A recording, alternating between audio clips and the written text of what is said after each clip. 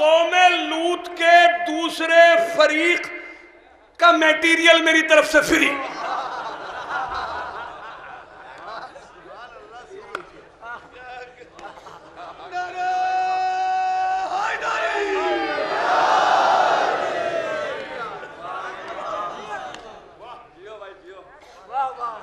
اخلاق چچا پڑھ ہی سکتا ہوں، یہ میرے بس کی بات نہیں ہے کہ سمجھوں بھی نہیں ان کی جگہ.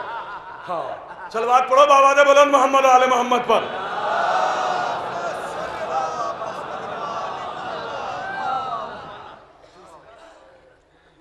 اس نے کہا بھائی کیا کہنے، واہ واہ واہ واہ واہ واہ. قیمت یہ ہے کہ حکومت نقد دوں گا جسٹ اس کے بعد. رویلٹی یہ کہ میری طرف سے تجھے کھلی چھوٹ ہے، چاہے جتنی ناانصافی کر، چاہے جتنے غلط فیصلے کر. اگر دنیا کے جاہلوں سے تجھے فاروق نہ کہلوا دوں، شیطان نہ کہنا.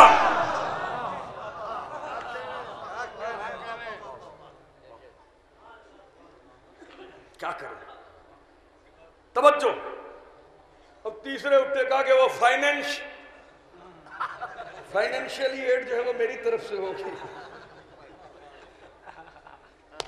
ہاں یہ جو ہے وہ میری طرف سے ہوگی. تاریخ سنا رہا ہوں بھائی صاحب، یہ ہاں یہ میری طرف سے ہوگی. جتنے بنی امیہ ہیں، حق اور انصاف سے بتاؤ کہ سب کو پروان چڑھانے والا یہی ہے یا نہیں؟ بولو کہ میری طرف سے فل فلیج فائنینشلی ایڈ میری طرف سے. رویلٹی کہا کہ حکومت نقد.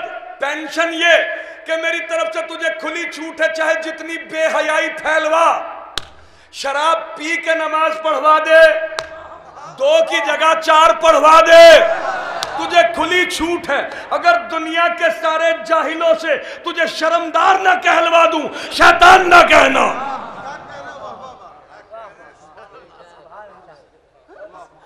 پھر ایک ایسے میں آیا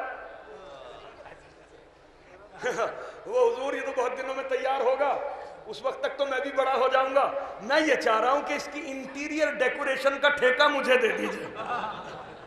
نہیں سمجھے انٹیریئر ڈیکوریشن؟ بھائی کمکمے، بلب، فٹنگ وٹنگ وغیرہ، چونا کلی پوتا، یہ سب. کہا کہ واہ کیا کہنے، میں تو ایسا آدمی تلاش ہی کر رہا تھا. بھائی تم انٹیریئر ڈیکوریشن کا ٹھیکہ تو لے رہا ہے؟ کہا کہ ہاں. کہا کہ تو مجھے بھی قسم ہے اپنی عیاریوں کی، میں بھی تجھے یزید کا باپ بناؤں گا.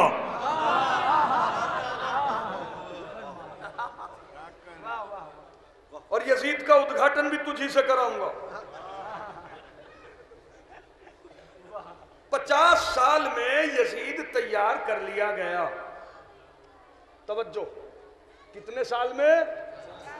50 سال میں. یزید تیار جب ہو گیا نا تو اب کیا ہوا؟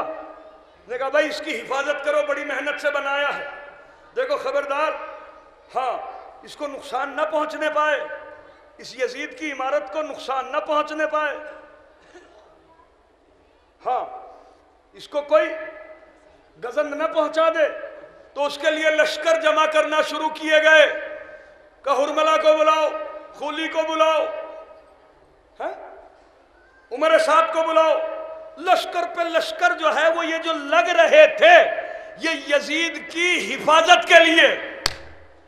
جب سارے لشکر جمع ہو گئے یزید کی حفاظت کے لیے تو ایک مرتبہ حسین کے 6 مہینے کے بچے نے جھولے سے آنکھ کھولی. کہا بابا یہ شور کیسا ہے؟ کہا کہ بیٹا انہوں نے یزید بنایا ہے، اس کی حفاظت کے لیے آئے ہیں. کہا کہ بابا کتنے سال میں بنایا ہے؟ کہا کہ میرے لال 50 سال میں بنایا ہے. کہا کہ بابا اگر اجازت ہو تو اسے مسمار کر دوں.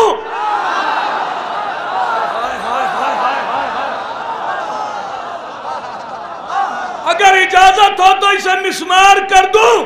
کہا کہ بیٹا کتنی دیر میں؟ کہا کہ مسکراہٹ کی ایک تجلی میں. کہا میرے لال 72 کی تائید تیرے ساتھ ہے. بچے سے اس چشمہ مجاہد نے ہلکی سی مسکراہٹ کی تجلی پھینکی، یزید ختم ہو گیا۔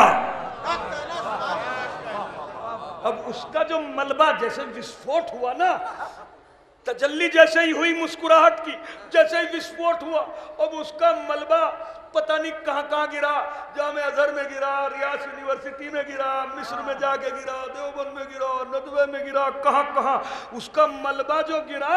اب سارے مفتیوں کی یہ کوشش ہے کہ اس سارے کے سارے ملبے کو اکٹھا کر کے دوبارہ یزید بنا دے، لیکن جب تک عزاداری ہے ایسا ہو نہیں سکتا۔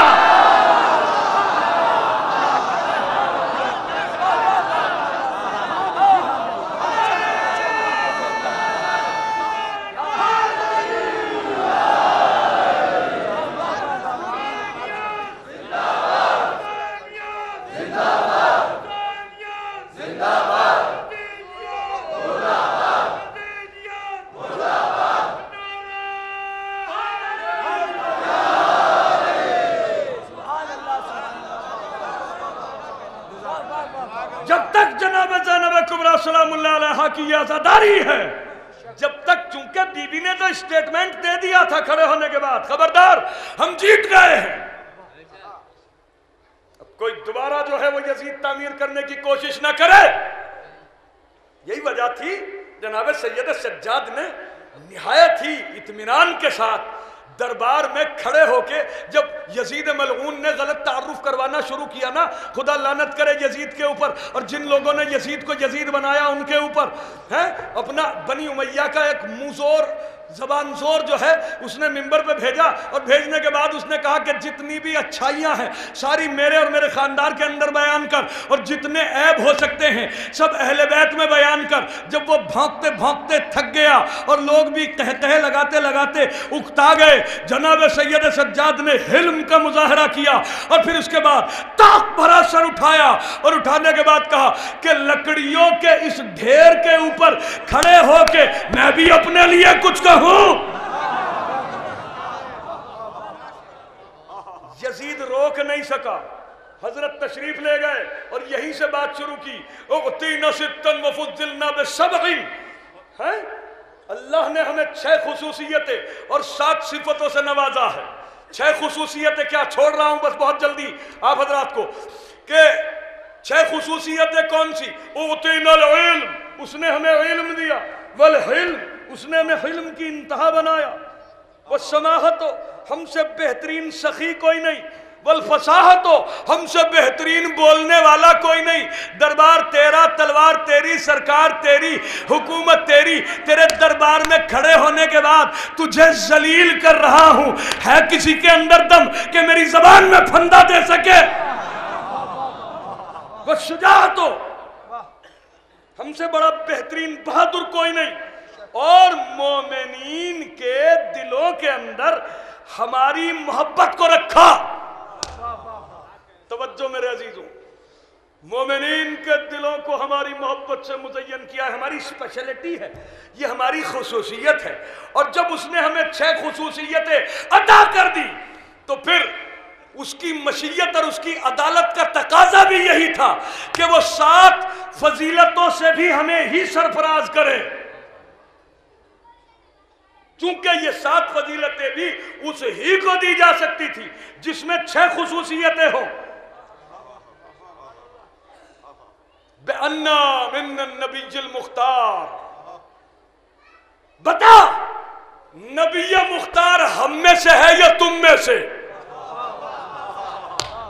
وَمِنَّ الصِّدِّيقِ، بہت دور تک مجھے جانا تھا لیکن بہت جلدی واپس آ گیا ہوں، اس لیے کہ مجھے بے مطلب چلانے کا شوق نہیں ہے، سنو گے تو سنایا جائے گا، وگرنہ پھر انشاءاللہ کسی موقع پہ۔ میرے عزیز و توجہ، حضرت نے کیا ارشاد فرمایا کہ بِأَنَّ مِنَّ النَّبِيِّ الْمُخْتَارِ، نبی مختار ہم میں سے ہے، وَمِنَّ الصِّدِّيقِ، یہ کون کہہ رہا ہے؟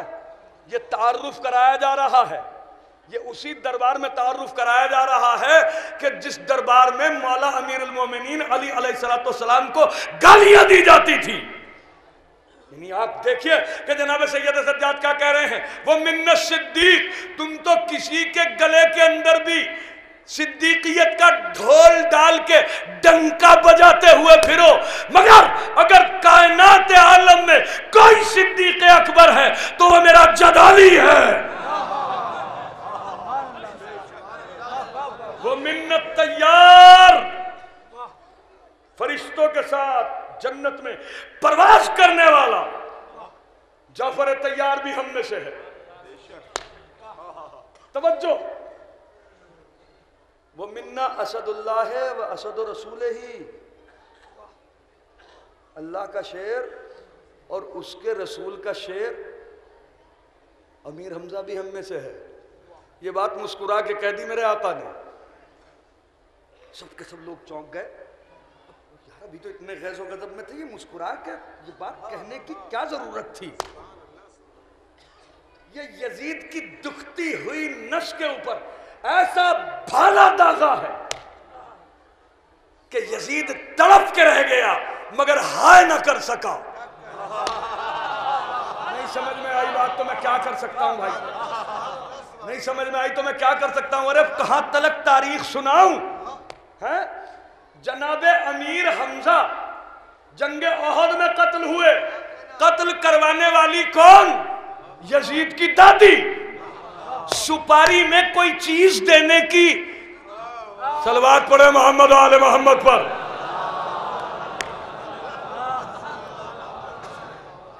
ہاں کہا تھا اس حبشی سے، ہے نا میری بات؟ اب جیسے یہ بات جب بھائی رضمی کی سمجھ میں آ گئی تو وہاں تو اسی دور کے لوگ بھی موجود تھے، انہوں نے بھی جو ہے کنکھیوں میں کہنا شروع کرا کہ کون سی چیز کیسی چیز۔ یزید اسی وقت ذلیل ہو کے رہ گیا۔ میرے عزیزوں، تخت و تاج تو بھول گیا، جیسے جناب سید سجاد نے یہ بات کہی، یزید تخت و تاج کو بھولنے کے بعد اپنی ناچتی ہوئی دادی کو دیکھنے لگا۔ وہ منا اسد اللہ و اسد رسول ہی، اللہ کا شیر، اس کے رسول کا شیر، امیر حمزہ بھی ہم میں سے ہے۔ امت کے دو صفت، حسنین شریفین، حسن اور حسین، وہ بھی ہم میں سے ہیں۔ یہ بات کیوں کہی؟ اس لیے کہ دنیا کہہ دیتی ہے 4 بیٹیاں تھیں، 4 تھیں تو بھئی ٹھیک ہے کہہ لو کہ 4 تھیں، مگر یہ کنفرم ہے کہ نواسے حسن اور حسین ہی تھے۔ نواسے حسن اور حسین علیہ السلام ہی تھے۔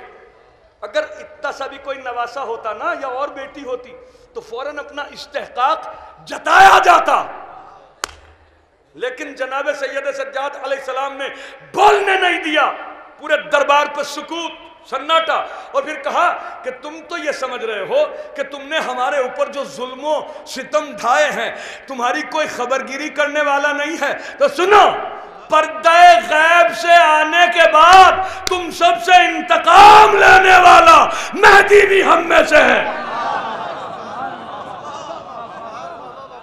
اس کے بعد جو ہے یزید ملعون پریشان ہو گیا، بے چین ہو گیا۔ جب بے چین ہو گیا نا یزید، اپنے مصاحب سے کہا کہ میں نے منع نہیں کیا تھا کہ اسے ممبر پہ نہ جانے دینا، وگرنہ ممبر پہ جانے کے بعد لعنت کا وہ توق ڈال کے اٹھے گا میری گردن کے اوپر کہ قیامت تک کوئی نکال نہیں سکتا، اور وہ توق میری گردن میں پڑ چکا ہے، اب کوئی نہیں نکال سکتا لعنت کے اس توق کو۔ کہا کہ تو اب کیا جائے؟ کہا کہ اذان کہلوا دے۔ بس جیسے ہی اذان کہلوائی گئی، جناب سید سجاد اذان پہ ٹھہرے، کہا اشہدو ان محمد رسول اللہ، یہاں پہ ٹھہرے اور ایک بات پوچھی، کہا کہ یزید یہ بتا کہ یہ جو اذان میں محمد کا نام لیا جا رہا ہے یہ تیرے جد ہیں یا میرے جد ہیں؟ یزید ملعون نے سر جھکا کے کہا کہ جد تو یہ آپ ہی کے ہیں۔ بس جناب سید سجاد رو دیے، کہا کہ تو پھر یہ بتا کہ ہم نے قصور کیا کیا ہے؟ پھر ہمیں کس جرم میں قتل کیا گیا؟ بلند آواز سے رونے سے منہ ٹیڑھے نہیں ہو جاتے میرے عزیزو. جتنی محنت کی گئی ہے نا، اور یہ جو عزاداری یہاں تک پہنچائی گئی ہے، اسی غرض و غایت سے کہ رو. سمجھ گئے؟ اب اس کا یہ کس کی عزاداری ہے آج؟ جو 40 سال تک رویا ہے. حسین مظلوم علیہ السلام 40 سال تک رویا ہے، یہ اس کی عزاداری ہے. ہاں ایسا نہ ہو میرے عزیزوں، خدا کی قسم بڑا ملال ہوتا ہے اس وقت کہ جب مصائب پڑھے جائیں اور آدمی آنکھ میں آنکھ ڈال کے دیکھے. خدا کی قسم یہ اس سجاد کی عزاداری ہے، یہ اس کی مجلس ہے کہ جو پانی کے آنسو نہیں روئے، خون کے آنسو روئے ہیں. ارے وضو کے لیے پانی آتا تھا جب روتے تھے. اگر کسی جانور کو ذبح ہوتے ہوئے دیکھ لیا جب روتے تھے. کس طریقے سے روئے ہیں جناب سید سجاد. ہر وقت روئے ہیں، ہر لمحہ روئے ہیں، 40 سال تک روئے ہیں. پوچھنے والا اگر کوئی آیا ہے میرے مولا سب سے زیادہ مصیبتیں کہاں پڑی، تو حضرت نے تڑپ کے یہی کہا ہے، شام شام شام. جانتے ہو کہ شام کے اندر کیا ہوا تھا؟ ارے میرے مولا نے فرمایا اکادو دلیلاً کأننی فی دمشق. میرے عزیزو کس طرح میں اس کا ترجمہ کروں؟ بھئی یہ سمجھ لو کہ عربوں میں جب کوئی غلام، کسی غلام کا آقا مر جاتا تھا یا کہیں چلا جاتا تھا تو عرب اس غلام کو ذلیل کیا کرتے تھے. کوئی اس کے کپڑے پھاڑ دیتا تھا، کوئی اس کے اوپر خاک ڈالتا تھا، کوئی پانی ڈال دیتا تھا، کوئی اس کو اٹھا کے پٹک دیتا تھا. میرے عزیزو جناب سید سجاد نے، میں نے تو بہت بڑے مصائب پڑھ دیے ہیں، اگر سمجھ میں آ سکے تو میرے مولا نے کیا کہا؟ اکادو ذلیلاً کأننی فی دمشق. ارے مجھے بازار شام میں ایسے کھینچا جا رہا تھا کہ جیسے اس غلام کو کھینچا جاتا ہے کہ جس کا آقا مر گیا ہو یا کہیں چلا گیا ہو. میرے عزیزو آج اسی امام کا تابوت آنے والا ہے. ابھی 2 منٹ کے اندر اندر تابوت لے کے آ جانا بھائی، کہ آج اسی امام کا تابوت آنے والا ہے کہ جس امام نے سب کے لاشیں اٹھائے. ارے یہ اسی امام کا تابوت آنے والا ہے جس نے ابو الفضل العباس کو دفن کیا. یہ اسی امام کا تابوت آنے والا ہے کہ جس نے حسین علیہ السلام کے جسم کو الگ دفن کیا، سر کو الگ دفن کیا، اور جناب عباس کے بازوؤں کو الگ دفن کیا، سر کو الگ دفن کیا. یہ اسی امام کا تابوت آنے والا ہے میرے عزیزو کہ جو جب زندان شام سے چھوٹ کے آیا اور آنے کے بعد جو ہے کربلا میں پہنچا تو جناب سید سجاد علیہ السلام جناب عباس کی ذریعے مبارک پہ، قبر مبارک پہ جھکے، اور جھکنے کے بعد ایک بات کہی، شام غریبہ میں آپ مجھے بہت یاد آئے. شام غریبہ میں بہت یاد آئے. کہا کہ اے چچا آپ مجھے اس وقت بہت یاد آئے کہ جس وقت میری پھوپھیاں آپ کی بہنیں کربلا کی سلگتی ہوئی ریت سے اپنے چہرے کو چھپا رہی تھی. اے چچا آپ مجھے اس وقت بہت یاد آئے. میرے عزیزو جناب سید سجاد کو حشام ابن عبد الملک ملعون نے زہر دیا. حضرت نے اپنی اولاد کو جمع کیا اور اولاد کو جمع کرنے کے بعد ایک بات کہی کہ اے میرے پیاروں، اے میری اولادوں، میں تمہیں وصیت کر رہا ہوں. جو بھی وصیت کرنا تھی وہ ساری وصیت کرنے کے بعد ایک جملہ کہا کہ میرا جو ناقہ ہے نا، میرا جو ناقہ ہے، ارے یہ اگر مر جائے تو دیکھو جب یہ لاغر ہو چکا ہے اس کو نہر نہ کرنا، بلکہ اگر یہ مر جائے تو اس کو کفن دے کے دفن کرنا. اے میرے مولا سجاد آپ کے یہاں جانوروں کا بھی اتنا احترام کہ انہیں کفن دفن کرنے کی آپ جو ہے وصیت کرے. ارے کیا گزری ہوگی اس وقت آپ کے دل نازنین کے اوپر، کیا گزری ہوگی آپ کے دل نازنین کے اوپر کہ جس وقت جو ہے جناب امام حسین کے لاشے سے آپ کو گزارا جا رہا ہوگا. اور ایک منادی ندا دے رہا ہوگا، اور یہ حسین ابن علی کا لشکر ہے کہ جو بے گور و کفن پڑا ہوا ہے۔ اے میرے مولا سجاد، آپ کے قلب ناظرین کے اوپر کیا گزر گئی ہوگی اس وقت کہ جس وقت آپ نے حسین کے لاشے کو دیکھا ہوگا، جناب عباس کے لاشے کو دیکھا ہوگا۔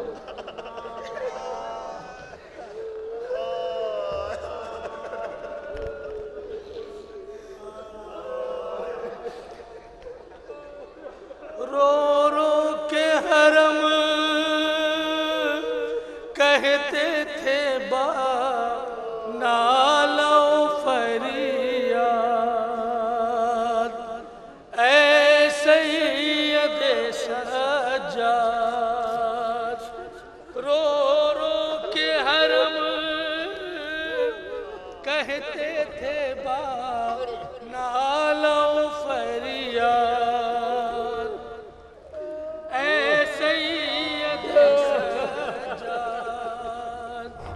اللہ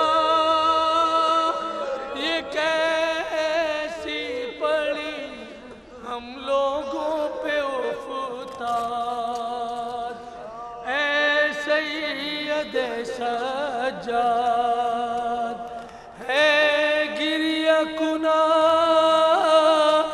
آج تیرے در پہ عزادار، اے سید سجاد، آئے تابوت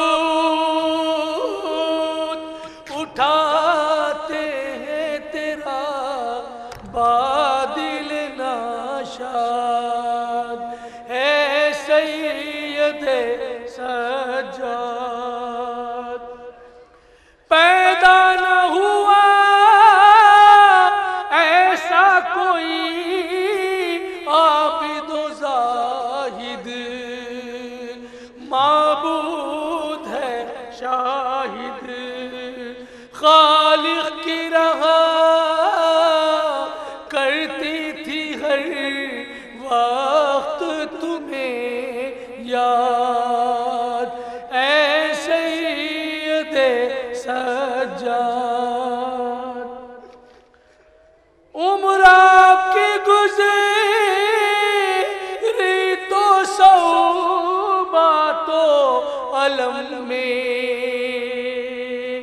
شبیر کے غم میں، عمر آپ کی گزری تو صوبہ تو علم میں، شبیر کے غم میں، آئے تا عمر ہوئے